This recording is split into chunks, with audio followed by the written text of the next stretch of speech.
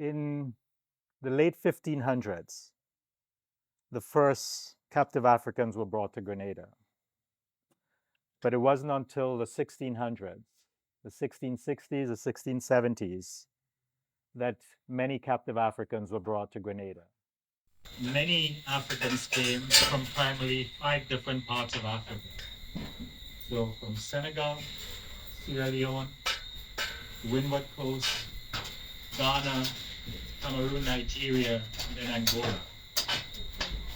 In the over 100 almost 200 years of captive Africans coming to Grenada, 130,000 of them were brought to Grenada. Most likely more. That's the ones we have records for.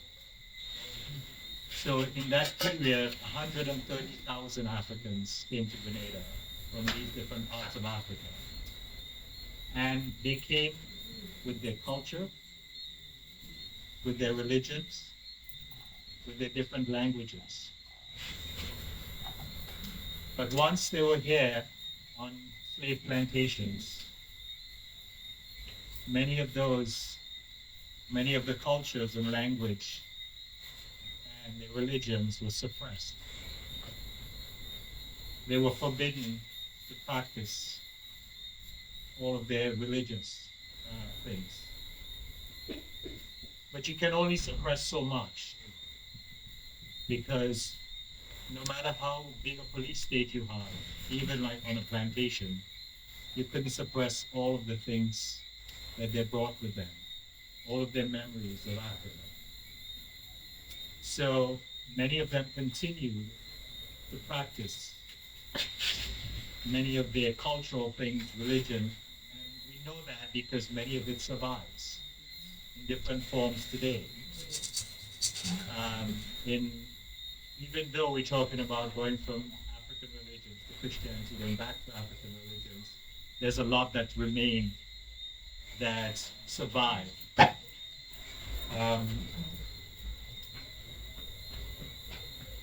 In 1685, the French passed a law they called the Code Noir, or the Black Code, and that was to govern how enslaved people were going to be policed.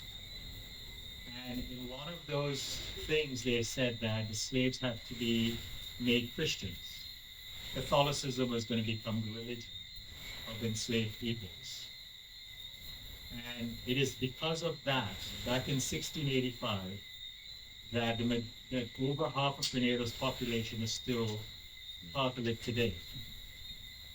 But in the process of practicing Catholicism, many of the enslaved people continued to practice their own religions within the Catholic faith. They created what's known as synchronism. So they would take a certain African religious person and they would incorporate it into Catholicism. So, for example, with John the Baptist being Shango. So that continued, so they were able to continue practicing their African religions in some form within Catholicism. And that continued all the way, even after the British came. When the British took over the island in 1763, and again in 1783, they were not interested in converting the enslaved people. And it was probably difficult for them because all of the enslaved people in Grenada spoke French Creole, and they knew no English at all. And even all of the new enslaved people that the British brought in, they learned French Creole.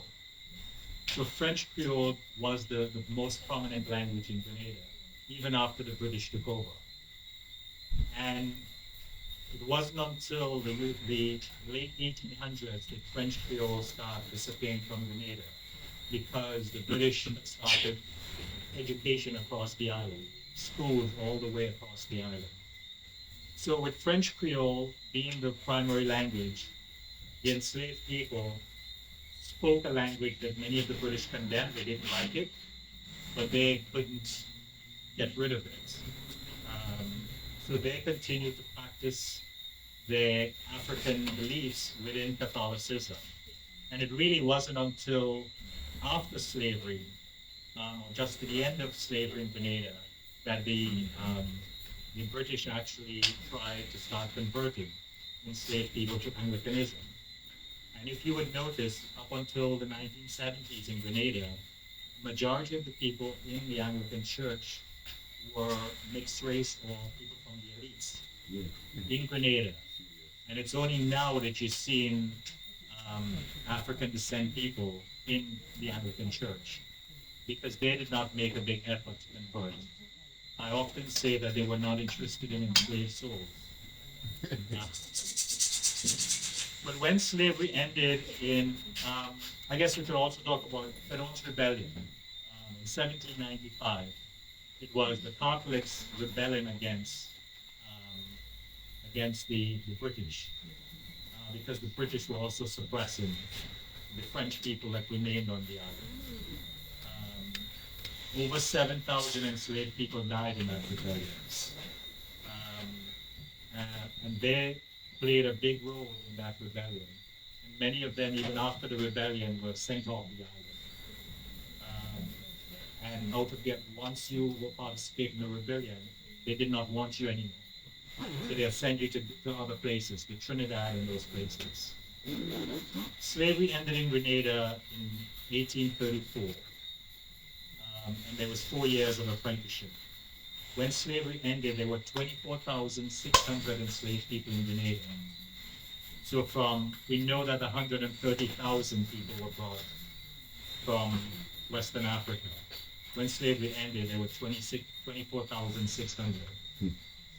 And they had to undergo 4 more years of apprenticeship, which many people refer to as neo-slavery, because they had no choice. They could not leave the plantation.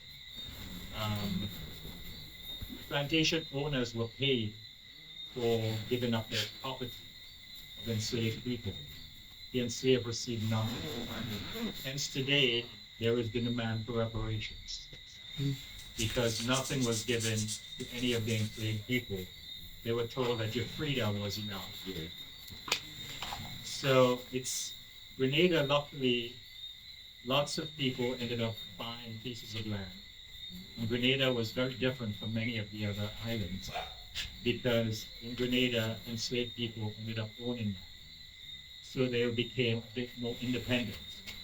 We had a really large population of African descent people owning property and being able to farm on their own, subsistence gardens, and they were able to sell that in markets and be able to continue to practice their folk culture, their folk religion in places in the countryside. After slavery ended, we had an indentureship.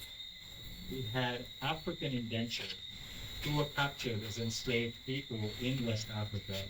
They were taken to Sierra Leone. Sierra Leone Freetown got its name because they were taking all these people that were captured in slave ships, bringing them to Freetown, and then some of them were asked if they wanted to continue on to the Caribbean. And we had over 3,000 people coming from West Africa, indentured Africa. Many of them were Yoruba. In that period, 1849 to 1850, we had over 3,000 Africans come to Grenada as indentured Africans.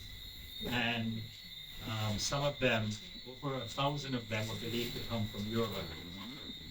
And that is why today, in places like Renaissali, Lapotri, Timel, in those places, we have the strong survival of Saraka and Shango, spiritual Baptists, all of those things that influence folk religion in Grenada.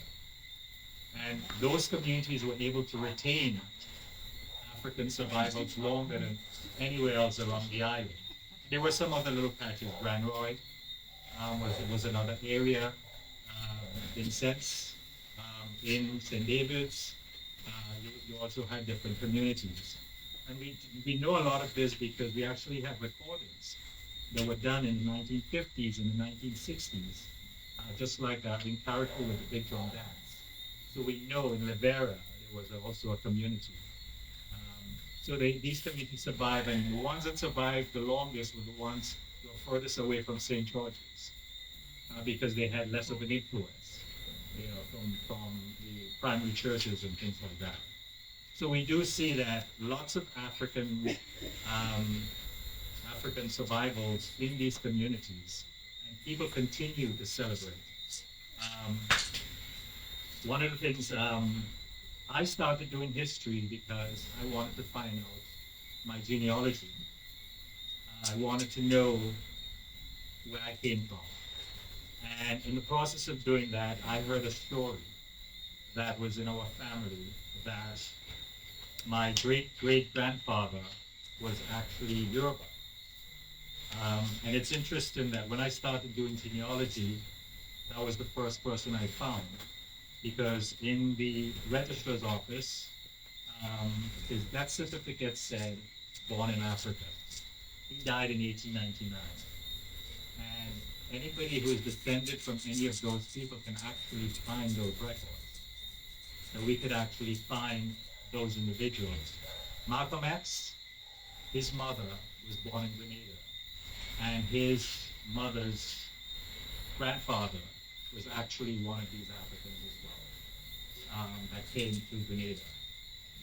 So for anybody who can trace back to that, for us, we have the story.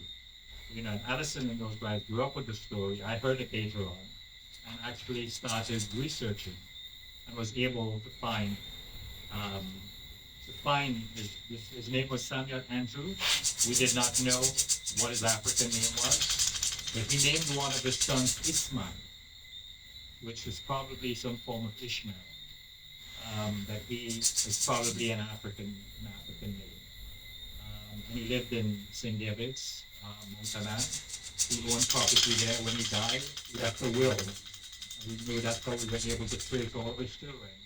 And in the last, during COVID, we actually got together over the Zoom and tried to connect with people from all over the world who can trace their ancestry to this individual who came from Yoruba land, ended up in Grenada, and now his progeny is scattered all over the world. And it is in finding out about ancestors, and I think for us in Grenada, really looking into ancestry will help people to make some of these connections to ancestors and be able to have confidence in yourself, and knowing where you came from. And today we see it has come full circle with Grenadians being able to go forth and say, I want to be more of where I came from, and able to embrace the elements of the Yoruba religion, even though they still had some of it left in Grenada. So it really was not a huge transformation to go and find that connection. But that connection, I guess, was always there. It's in practices of bearing your navel straight, in the landscape. And I grew up, one of my aunts had a little altar, in her yard. And she was a Shango priestess. And I think these are the kind of stories that we need to connect with, to be able to make these other connections. It's knowing where you come from, and being proud of where you come from. And I think that will be the thing that allow you to embrace, much more of who you are, and have the confidence in yourself, and to share that with your children and your grandchildren, because it's really important to have that confidence in yourself, and that comes from knowing who you are and where you're from. Thank you, everyone.